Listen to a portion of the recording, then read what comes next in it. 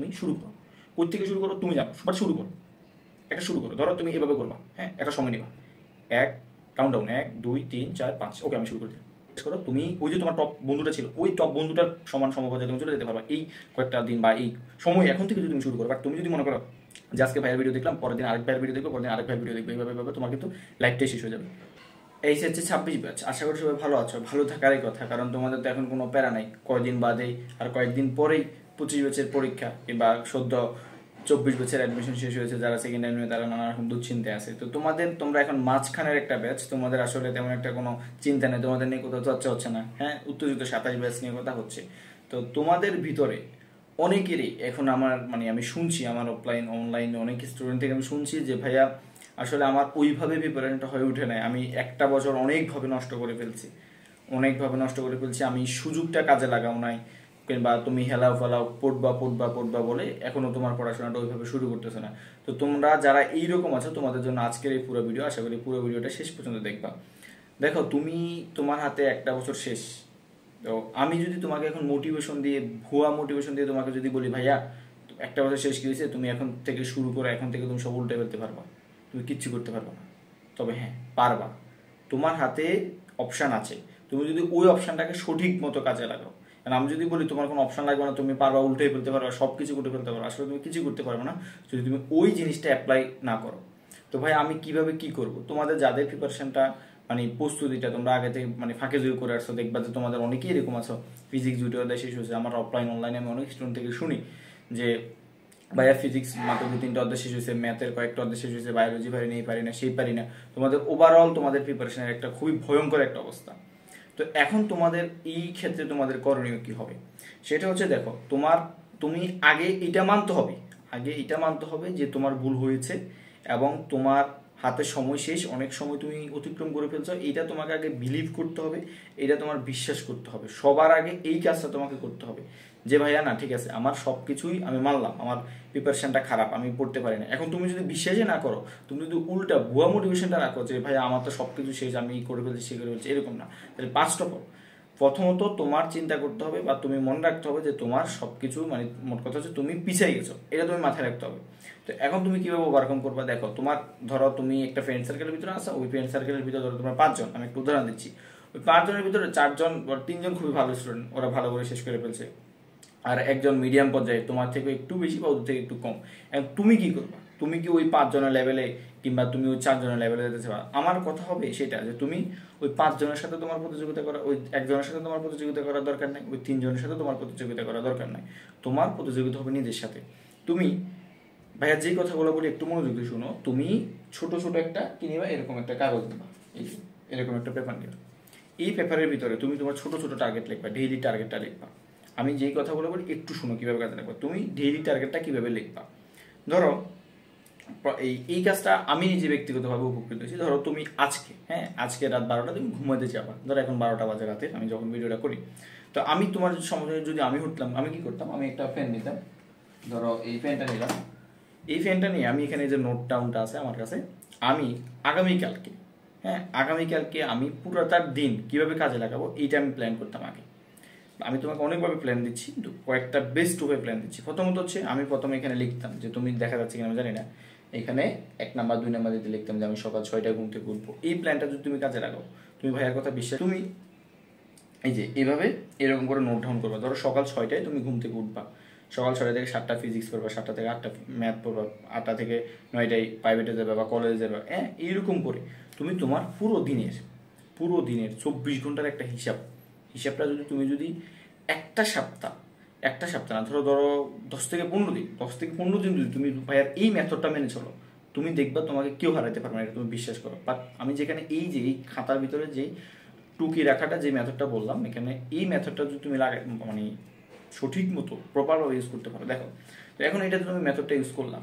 আরেকটা তোমাকে কাজ করতে হবে, সেটা হচ্ছে, প্রথমত তুমি যে ছোট ছোট টার্গেটটা নিছো, আর এরপরে তোমার সাবজেক্ট ভিত্তিক একটা টার্গেট নিতে হবে যে ফিজিক্স আমার কি কি শেষ হয়েছে, হ্যাঁ, ম্যাথ আমার কি কি শেষ হয়েছে। ধরো ফিজিক্স তুমি নিলা, ফিজিক্স খাতাটা নিয়ে ফিজিক্স নোটটা নিয়ে বসলা, তোমার এই অধ্যায় শেষ, ফিজিক্স শেষ, এটা শেষ, এটা শেষ, এটা শেষ, এটা শেষ, এটা শেষ, ওকে। ধরো তোমার 3টা চ্যাপ্টার শেষ হলো এখানে।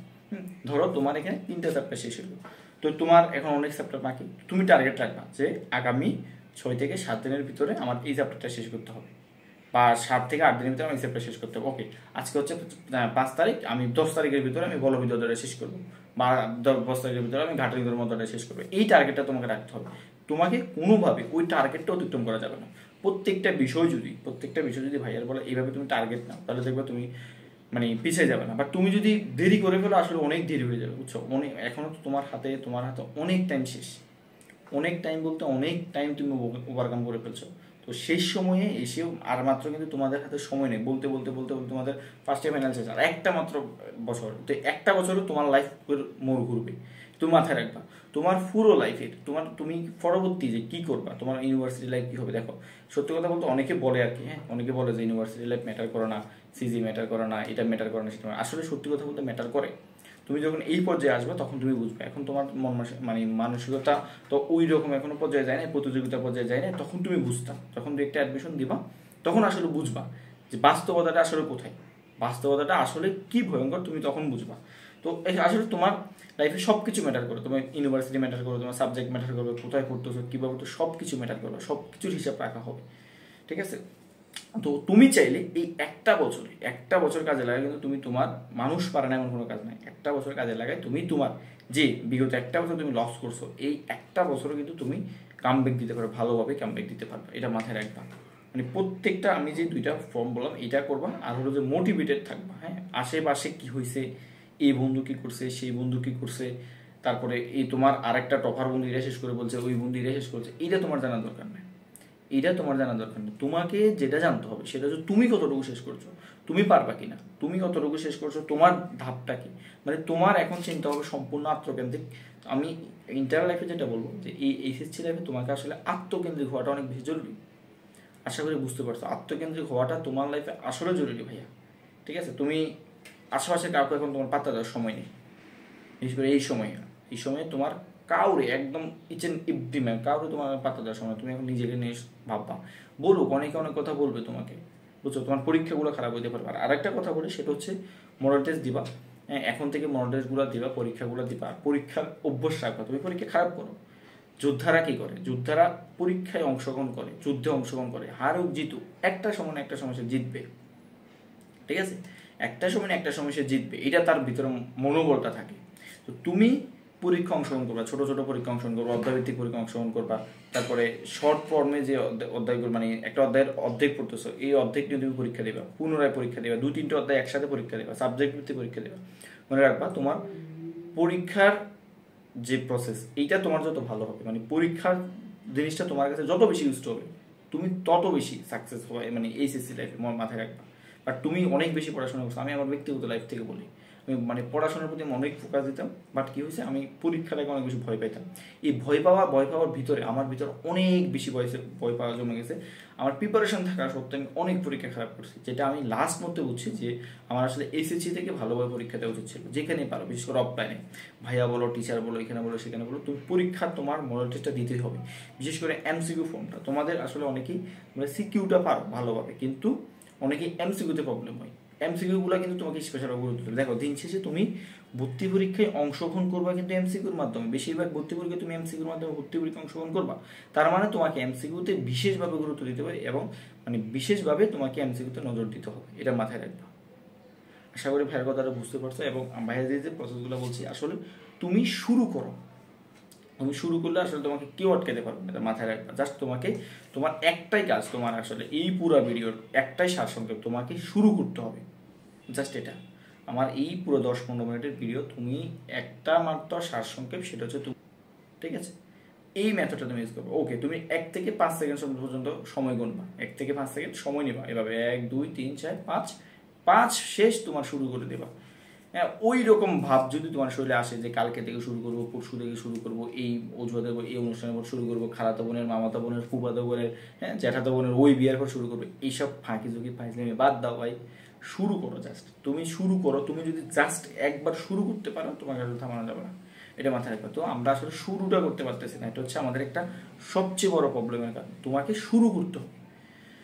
তো আজকে পর্যন্ত থাকুক, তোমরা ভালো থাকো, সুস্থ থাকো। ভাইয়ার চ্যানেলটা অবশ্যই সাবস্ক্রাইব করে রাখবা। যে কোনো রকম হেল্পে, যে কোনো রকম পরামর্শ অবশ্যই আমাকে নক দিতে পারো। আমাদের পেজ আছে, তোমাদের মানে যত রকমের হেল্প প্রয়োজন ভাই অবশ্যই করবো।